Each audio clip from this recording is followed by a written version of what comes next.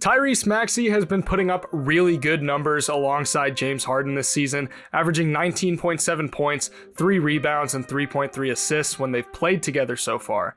Even more impressive is the level of shooting that he's exhibited over this span. These shooting splits are ridiculous. He's been shooting 51.5% from beyond the arc on 4.7 attempts per game, and he's clocking a true shooting percentage of 69.8%. With Ben Simmons having spent most of his season sitting out for the 76ers prior to being traded to the Nets, Tyrese Maxey was asked to step into a much bigger role than initially anticipated, having to brunt more of a scoring load and be more heavily involved in the team's offense. Instead of shrinking and not being able to rise to the challenge, Maxey has exceeded expectations and shown more potential than I think some initially anticipated. And then the 76ers went and got James Harden, and there were some valid concerns expressed over how much Tyrese Maxey's role was going to be impacted by the addition of Harden, but to be honest, it seems like James Harden has been getting the best out of Maxey, and we're seeing him play some of the best basketball of his very young career.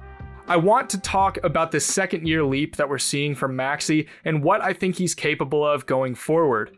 In my eyes, it's hard to imagine that he's even close to his ceiling yet, and it's much more likely that he continues to develop and become closer to an all-star than just a high-end role player. The stuff that he's exhibited not only this season, but even in flashes last season, bodes really well for his long-term development. He's got a ton of tools at his disposal in various areas of the game that shows there's a potential star waiting to break out and achieve his full potential. Real quick, before we get into it, only 5% of the people who watch my videos are subscribed to the channel, so if you enjoy this video and you love the NBA, be sure to hit that subscribe button and turn on the notification bell so that you never miss another video. It's free and it helps me out a ton. All of that being said, let's get right into it. It's almost hard to believe that Maxey fell all the way to the 21st overall pick.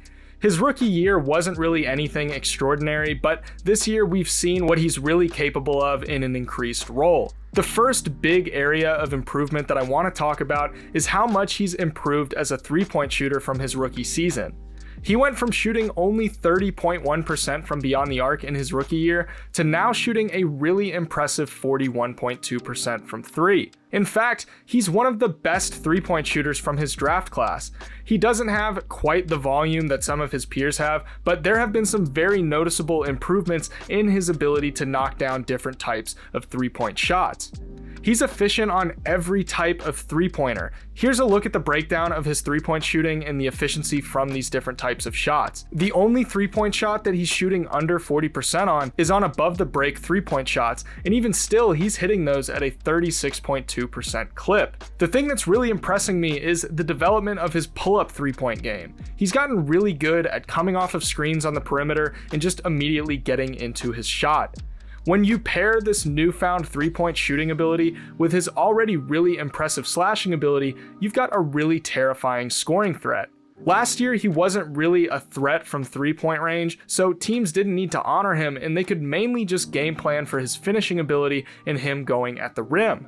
Now they have to come out to the perimeter to guard him because he's a really, really good three-point shooter. This creates a ton of opportunities and space for him to work with. If they sag off, he's going to punish them with a three-pointer, and if they come out to the perimeter to guard him, he's going to attack the rim and use that really quick first step to go to the basket. Now, on the topic of his finishing ability, he really is incredible at slashing and going to the rim.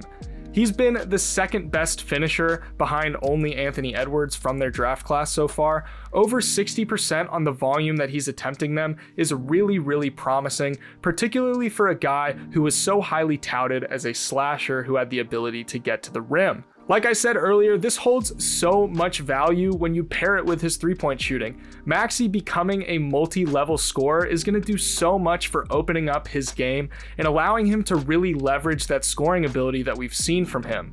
To me, there's no reason that he can't eventually become a 20-point per game scorer. One area of his game that I think is really going to be the key to unlocking this ability as a scorer, and that can truly catapult him into the fringe all-star level potential that I think he's capable of reaching, is his mid-range shooting ability. Now, if Maxey can become a reliable mid-range shooter, it's wraps. He would easily be able to become a high-level 20+ point per game scorer.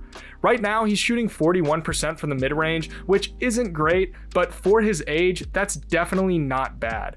It's still well below league average and he has a long way to go, but I do really like some of the stuff that I've seen from him on jump shots inside the arc. Real quick guys, before we get any further, I want to take a second to thank Underdog Fantasy for sponsoring this video. Underdog Fantasy is the best and easiest way to play fantasy sports. Through Underdog's slick and easy to use mobile app and website, you can spice up your viewing experience by using Underdog's brand new pick'em games. Just choose the over or under on any player's stats and you can win up to 20 times your money in a single night, and it's super simple to use. All you have to do is download the app or go to underdogfantasy.com and use code AlexHoops and they'll double your first deposit up to $100. Be sure to click the links in the description to sign up now. Let's get right back to the video. Now, Maxey is a point guard, so where does his playmaking fall? Is there really much to look into right now? There is one thing that I absolutely love about Maxey's playmaking ability, and it's the simplicity. It's the fact that he just makes simple, easy passes. He's not trying to make ridiculous behind the back, no look passes or anything like that. If you're open, he's gonna find you. He plays it relatively safe, and you can see it in the fact that he's averaging a pretty low number of turnovers. Once he gets more comfortable as a passer in the pick and roll, I expect him to jump up a pretty significant amount in terms of his assist numbers.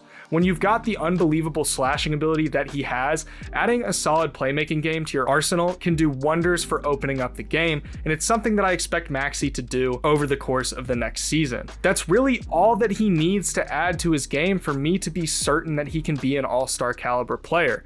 The scoring, I'm not worried about. That's going to come with time. He has the tools to become an incredibly well-rounded scorer. But if he can add an above-average playmaking ability to his game, he then becomes a really special offensive engine. When you also consider the fact that he's shown some legitimate promise on the defensive side of the floor, you've got a really special player on your hands. He's shown clear improvement on defense. He's got such quick hands and he's so fast on his feet that beating him off the dribble isn't always the easiest task. Now, he's never going to be any sort of a rim deterrent or a shot defender simply due to his size, but he can certainly be a reliable point of attack defender that creates problems for the opposing team just due to his quickness on the defensive end. So what is the outlook for Maxey? Regardless of how things end up shaping up for the 76ers over the next few years with Joel Embiid and James Harden, Tyrese Maxey is a really nice long-term piece that any team would kill to have. He's a developing scorer, a promising playmaker, and he has decent upside on the defensive end for his size. You really can't ask for much more than that. As long as this development trajectory continues, I see no reason that Maxey can't be a star in the NBA. So, do you think Tyrese Maxey can become an all-star? How many all-star selections will he get in his career? Be sure to let me know in the comments below. As always, don't forget to subscribe and leave a like. Only 5% of the people who see my videos are subscribed, so if you enjoyed the video, be sure to hit that subscribe button and turn on that notification bell. It's free, and like I said, it helps me out a ton. Thank you guys so much for watching, and I will see you in the next one.